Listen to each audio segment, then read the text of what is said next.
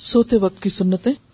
آپ صلی اللہ علیہ وسلم نے حضرت براء بن عازب رضی اللہ عنہ کو حکم دیا کہ جب بھی سونے کے لیے تم بستر پر آؤ تو وضو کر لو، جس طرح تم نماز کے لیے وضو کرتے ہو۔ بخاری اور مسلم کی روایت ہے۔ تو باوضو سونا مسنون عمل ہے۔ وضو پر وضو کرنے سے 10 نیکیاں لکھی جاتی ہیں، یعنی اگرچہ آپ پہلے سے باوضو ہوں، اگر سوتے وقت پھر سے وضو کر لیں تو اس سے کیا ہوگا؟ 10 نیکیوں میں اضافہ۔ یعنی جس طرح انسان نماز کے لیے وضو کرتا ہے، اس طرح سونے کے لیے بھی وضو کیا جاتا ہے، یعنی سونے کی نیت سے۔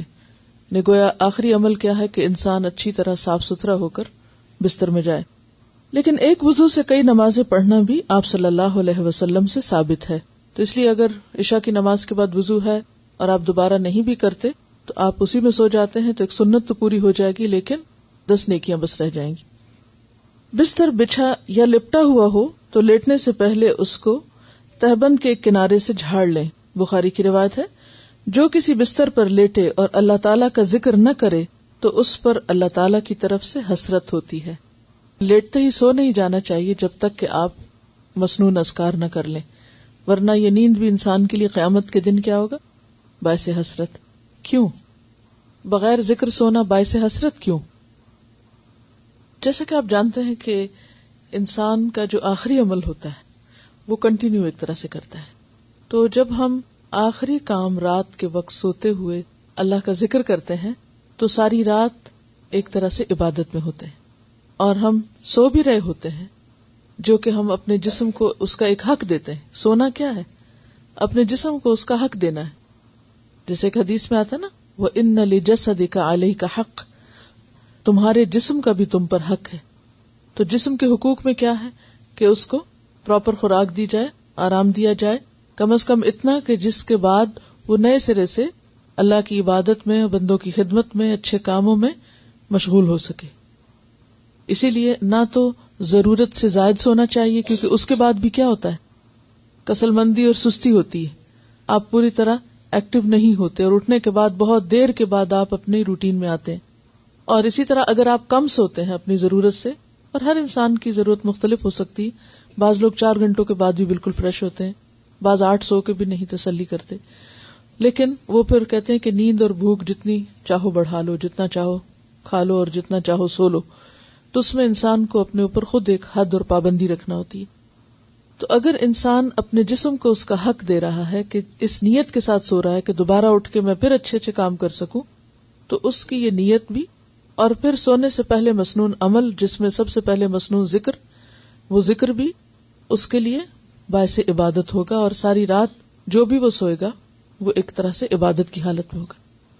اب اگر ایک شخص لیٹتے ہی سو جاتا ہے اور کوئی ذکر نہیں کرتا تو قیامت کے دن وہ اپنے اس رات کے ضائع کرنے پر، جو کہ ایک طرح سے بغیر عبادت کے گزاری، حسرت کرے گا کہ میرے پاس ایک اچھا موقع تھا نیکیوں میں اضافے کا اور وہ میں نے گنوا دیا۔ تو اس لیے سوتے وقت کچھ نہ کچھ ذکر ضرور کرنا چاہیے، اور ذکر میں بھی وہ جو نبی صلی اللہ علیہ وسلم نے کیا۔ آپ صلی اللہ علیہ وسلم ہر رات جب بستر پر لیٹتے تھے تو دونوں ہاتھوں کو دعا مانگنے کی طرح ملا کر قل هو اللہ احد، قل اعوذ برب الفلق اور قل اعوذ برب الناس پوری صورتیں پڑھ کر ہاتھوں پر دم کر کے پہلے سر پر، پھر بدن کے اگلے حصے پر، پھر بدن کے باقی حصے پر جہاں جہاں ہاتھ جاتا پھیر لیا کرتے۔ یہ عمل آپ 3 بار کرتے تھے، بخاری کی روایت ہے۔ کس طرح؟ یعنی ہاتھوں کو اس طرح جیسے دعا کی طرح اس طرح رکھ کے ہاتھوں کے اندر پھونک کے، پھر ہاتھوں کو یعنی سر پہ پھیر کے اگلے حصے پہ، اور پھر اس کے بعد جسم کے جس حصے پہ آسانی کے ساتھ جہاں جہاں تک ہاتھ جاتا ہے وہاں پھیر لیتے۔ ایک دفعہ پڑھ کے دم کر کے اپنے اوپر ہاتھ پھیر کے، پھر دوسری دفعہ، پھر تیسری دفعہ، کم از کم 1 دفعہ پڑھا جا سکتا ہے، لیکن نبی صلی اللہ علیہ وسلم کا عمل کیا تھا کہ آپ اس کو 3 بار ایسا کیا کرتے تھے۔ آپ سونے سے پہلے سورہ ملک اور الف لام میم السجدہ یعنی سورت نمبر 32 پڑھا کرتے تھے۔ یہ دونوں صورتیں اپنے پڑھنے والوں سے عذاب قبر کو روکتی ہیں۔ جو آدمی اپنے بستر پر لیٹتے وقت آیت الکرسی، اللہ لا الہ الا هو الحی القیوم سے لے کر العظیم تک پڑھے تو اللہ تعالی کی طرف سے ایک فرشتہ مقرر کر دیا جاتا ہے جو رات بھر اس کی حفاظت کرتا ہے، اور صبح تک اس کے پاس شیطان نہیں آتا۔ تو مسنون اعمال میں آخری کل سورۃ الملک اور سورۃ السجدہ اور آیت الکرسی ہے۔ سورہ بقرہ کی آخری 2 آیات سونے سے پہلے پڑھنے والے کو اللہ تعالیٰ تمام آفات سے محفوظ رکھتے ہیں۔ یہ بخاری کی روایت ہے، جس گھر میں 3 راتوں تک یہ آیات پڑھی جائیں تو شیطان اس گھر کے قریب سے بھی نہیں گزر سکتا۔ آپ صلی اللہ علیہ وسلم سوتے وقت اپنا دایاں ہاتھ اپنے دائیں رخسار کے نیچے رکھ کر قبلہ کی طرف منہ کر کے دائیں کروٹ پر سوتے اور یہ دعا 3 بار پڑھتے، اللہم قنی عذابک یوم تبعث عبادک، اے اللہ مجھے اپنے عذاب سے بچانا جس دن آپ اپنے بندوں کو قبروں سے اٹھائیں گے۔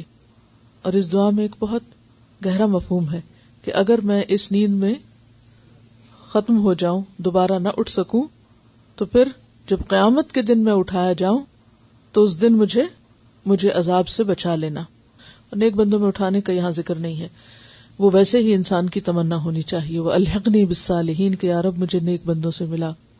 آپ دیکھیں کہ بہت سے لوگوں کو بے خوابی کی شکایت ہوتی کہ وہ سو نہیں سکتے، لیکن اگر یہ تمام اذکار آپ کریں تو آپ دیکھیں گے کہ شاید پورے بھی نہ کر پائیں اور نیند آ جائے، کیونکہ اللہ کا ذکر جو ہے وہ دلوں کو اطمینان بخشتا ہے، انسان کی وریز اور پریشانیاں اور دکھ اور تکلیفیں دور کرنے کا ذریعہ ہے، شفا ہے۔ اور خاص طور پر قرآن اور قرآن پاک کے یہ حصے جو آپ کے مسنون عمل کا حصہ تھا، ان کو رات کو پڑھنا۔ اور ایک مرتبہ یہ دعا بھی پڑھتے تھے، اللہم بسمک اموت و احیا، اے اللہ آپ کے نام کے ساتھ ہی میں مرتا اور زندہ ہوتا ہوں۔ نیند کو موت کی بہن قرار دیا گیا، موت سے تشبیہ دی گئی، اور جاگنا جو ہے وہ دوبارہ اٹھنے سے مشابہ ہے یا ملتا جلتا ہے، کیونکہ قیامت کے دن لوگ اپنی قبروں سے بھی ایسے ہی اٹھیں گے جیسے ہر روز اپنے بستروں سے سونے کے بعد اٹھتے ہیں۔ سیدہ فاطمہ رضی اللہ عنہا نے آپ صلی اللہ علیہ وسلم سے اپنی تھکاوٹ کی شکایت اور ایک خادمہ کی درخواست کی تو آپ نے فرمایا، اے فاطمہ، سوتے وقت 33 مرتبہ سبحان اللہ، 33 مرتبہ الحمدللہ اور 34 مرتبہ اللہ اکبر پڑھ لیا کرو، تمہاری تھکاوٹ دور ہو جائے گی۔ یعنی رات کو اگر جسمانی تھکاوٹ کی وجہ سے انسان کو نیند نہ آئے یا جسم میں درد وغیرہ محسوس ہو تو اس میں یہ تسبیحات اور بھی زیادہ مؤثر ہیں، کیونکہ آپ نے خاص طور پر تھکاوٹ دور کرنے کا نسخہ بتایا۔ ویسے تو ہر نماز کے بعد پڑھنے کا بھی بہت اجر اور ثواب ہے، لیکن خصوصی طور پر سوتے وقت اور تھکاوٹ کے وقت۔ انہوں نے نوٹ لکھا ہوا ہے کہ ہر طرح کی جسمانی کمزوری میں بھی یہ وظیفہ بار بار پڑھیے، مجرب ہے اور دلوں کو اطمینان اللہ کے ذکر ہی سے ملتا ہے۔ یعنی یہ تھکاوٹ جسمانی بھی ہو سکتی ہے اور ذہنی بھی ہو سکتی ہے، تو اللہ کا ذکر انسان کو بہت سی تکلیفوں اور پریشانیوں سے نجات دینے والا ہے۔ اب یہ ہے کہ یہ ہم نے پڑھ تو لیا ہے، لیکن پڑھنے کا فائدہ جبھی ہے جب ہم اس پر عمل کریں، اور عمل کرنے کے لیے بہتر یہ ہے کہ آپ اپنے ساتھ کسی اور کو بھی، اپنے ساتھی کو شریک کر لیں، اپنے ہسبینڈ کو بھی یہ چیز پڑھوائیں، خاص طور پر اپنے بچوں کو یہ سکھائیں تاکہ ان کو ابھی سے عادت ہو جائے۔ جو چیز عادت میں آ جائے پھر وہ کرنا مشکل بھی نہیں ہوتی۔